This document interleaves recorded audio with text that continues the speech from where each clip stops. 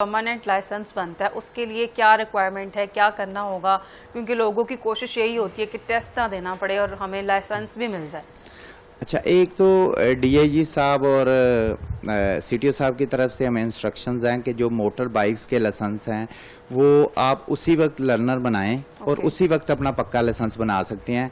और 1550 रुपये में 1 साल का आप लाइसेंस हमसे फौरी विद इन 5 मिनट किसी भी सेंटर से ले सकते हैं।